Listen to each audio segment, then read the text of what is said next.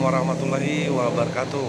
Selamat pagi teman-teman semua, para pemirsa Pangadong Official dan pecinta Bu Sailes dimanapun berada ya. Di pagi hari ini, di video kedua kita setelah video live stream tadi pagi ya, Pangadong Official berada di warung kopi nih, persis di depan Full Leles Pati. Hari ini tanggal 6 Februari 2023, tepat di hari Senin ya.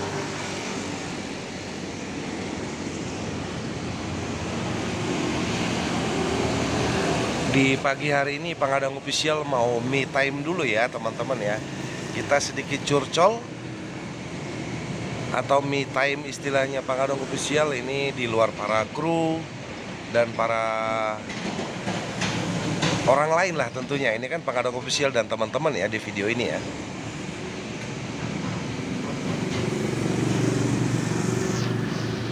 Jadi ada sedikit saya bilang ya, sedikit hal yang perlu saya ulas. Di sini saya lihat memang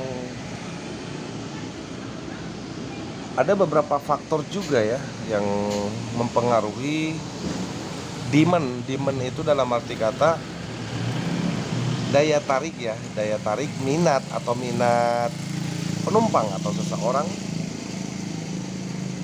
untuk membeli tiket atau membeli barang atau apapun itu, saat sesuatu yang kita tawarkan itu, baik itu secara jasa atau produk. Karena kalau untuk bisnis transportasi yang kita tawarkan itu jasa ya tentunya ya. Pangadong Official juga di sini saya bukan rasis ya. Pangadong Official di sini aslinya juga orang Batak.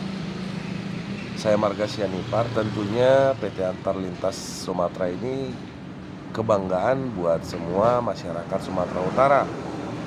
Tentunya orang Mandailing ya, terkhusus untuk masyarakat di Kota Tapanuli Selatan tentunya. PT Antar Lintas Sumatera ini kurang lebih sudah berjalan 56 tahun ya.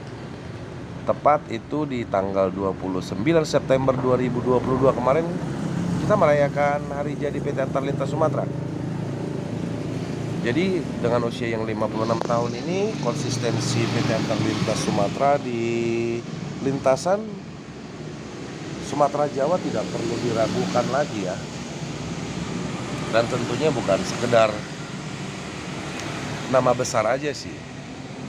Banyak hal positif yang sudah diberikan PT Antar Lintas Sumatera untuk masyarakat juga tentunya.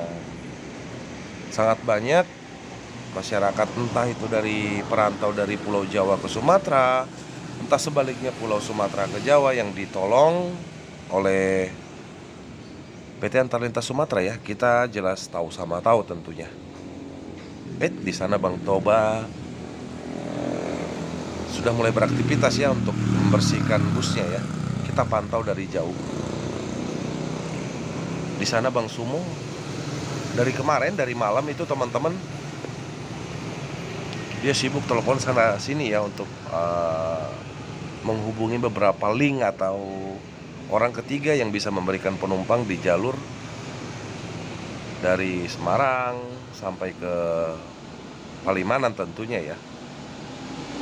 Dan ternyata dari 4 titik tadi malam itu belum ada hasil. Terus saya bilang, masih ada titik kelima. Titik kelima itu di Merak Bang, udah habis. Begitu teman-teman. Jadi kita kembali ke pembahasan kita sambil kopi pagi ya. Pangadong Official sambil ngopi nih. Saya pribadi sih bangga ya dengan PT Antar Lintas Sumatera sebagai orang Batak sekaligus orang Sumatera Utara gitu ya. Tentunya di sini kita harus aplaus juga buat PT Antar Lintas Sumatera yang sejauh ini masih memberikan pelayanan terbaik ya untuk para calon penumpangnya. Tentunya harapan kita ke depan PT Antar Lintas Sumatera ini bisa lebih baik juga.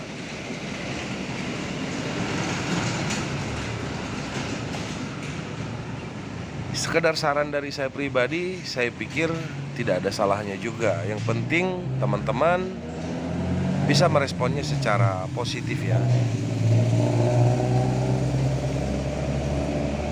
Saya pun paham dalam arti kata itu mengerti situasi sepi, situasi sulit paham. Karena latar belakang saya, orang tua saya juga dulu pengusaha bis juga dulunya.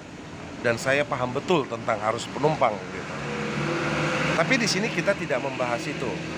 Saya ada sedikit pengalaman tentang apa ya, tentang dunia transportasi ini ya gitu ya. Lagi musim sepi pun, karena dulu saya suka jadi kenek ya, jadi keneknya orang tua saya. Lagi musim sepi itu beliau sudah almarhum orang tua saya tetap memberikan semangat. Ayo panggil tuh penumpang gitu. Kita berangkat start dari tujuan kita itu mau ke kota Siborong-Borong subuh pagi buta. Saya harus teriak-teriak gitu. Dulu waktu itu saya suka manggil penumpang itu dengan istilah sama dengan nama Bang Toba, karena kita posisi dari Rantau Prapat ya. Toba, Toba, Toba, Toba gitu jam 4 subuh, di mana orang belum bangun. Tapi ternyata setelah saya pikir-pikir, tujuan orang tua saya apa waktu orang tua saya merintis trayeknya bis kita ya ke daerah Ajamu ceritanya. Mungkin teman-teman termasuk Mas Aji Serlambang beliau tahu gitu. Kita dulu punya bis yang ke sana, dan orang tua saya salah satu perintis satu PO dari Tapanuli Utara ke daerah Ajamu ya, tepatnya di daerah Labuhan Batu. Saya kurang tahu kalau sekarang Labuhan Batu mana ya. Jadi saya manggil penumpang itu Toba, Toba, Toba itu biar warga, biar masyarakat tahu ada bis yang bertujuan ke Toba setiap hari lewat dari depan rumah mereka, walaupun mereka belum bangun. Entah itu mereka mau naik, mau bepergian atau enggak. Tapi kalau itu dilakukan secara kontinu, alhamdulillah gitu, selalu ada aja penumpang di kemudian hari. Karena mereka tahu dari sana ada bis yang tujuan ke Porsea, ke Balige, ke Dolok Sanggul ya. Sorry teman-teman, saya batuk nih, tapi udah sedikit mendingan sih.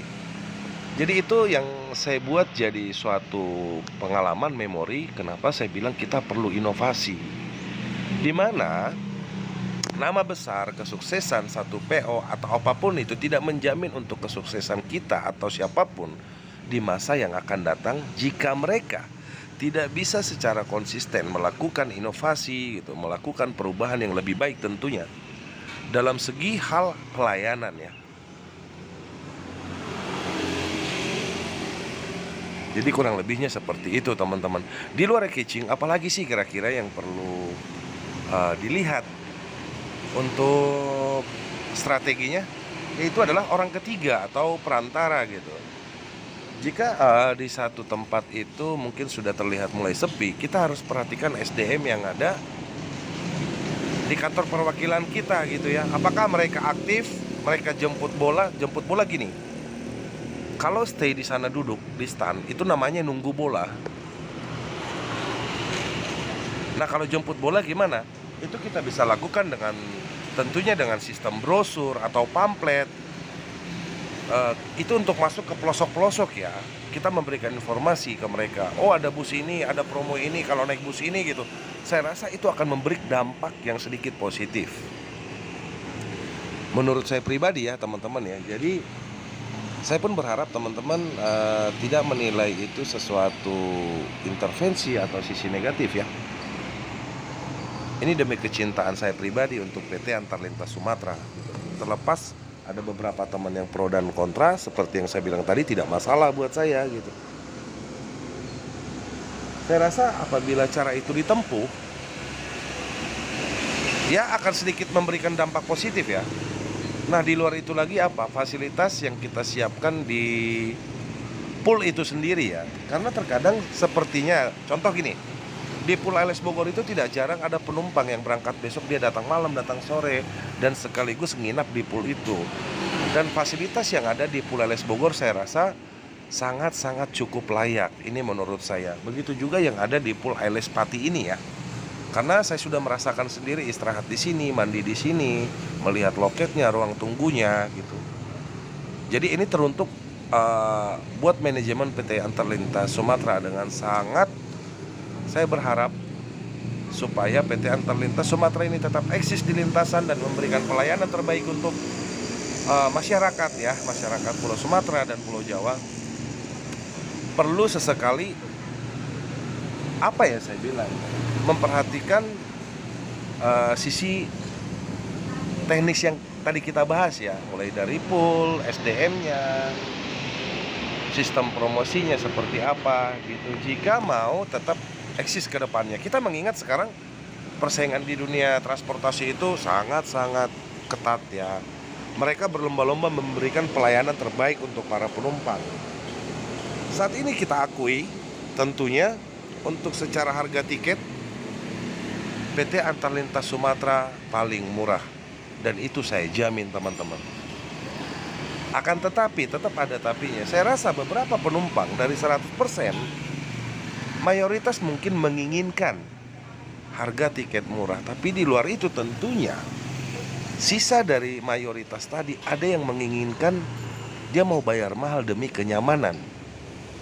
Yang ketiga, itu saat pertama tadi ya, harga murah. Kedua, kenyamanan. Sensasi banyak kaum-kaum atau orang-orang anak-anak milenial sekarang tuh mereka pengen merasakan sensasi naik bis ini, naik bis ini, naik bis ini. Apa sih yang menjadi kelebihannya gitu. Di depan sana sudah ada bangun juga. Ini yang saat saya tadi pertama sama Bang Sumo. Yang kedua, setelah itu ketiga Bang Toba, yang keempat Bang Rio sama abang itu ya. Saya lupa namanya, Bang Lubis. Bang Rio sudah bangun.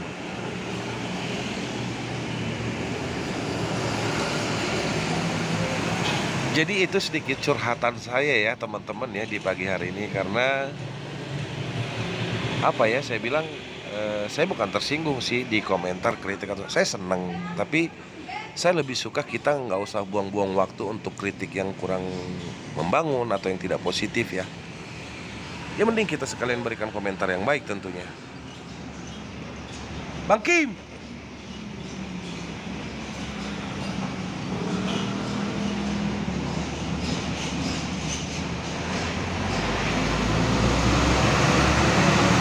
jadi itu sedikit curcol Pangadang Official di pagi hari ini ya teman-teman ya. Ini sambil mengisi waktu aja.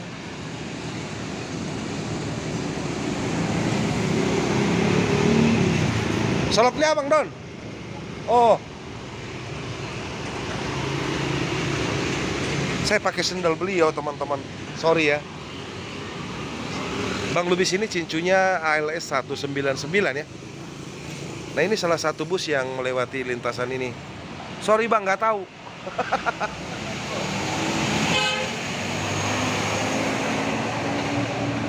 Oh, ngopi dulu Bang. Sarapan.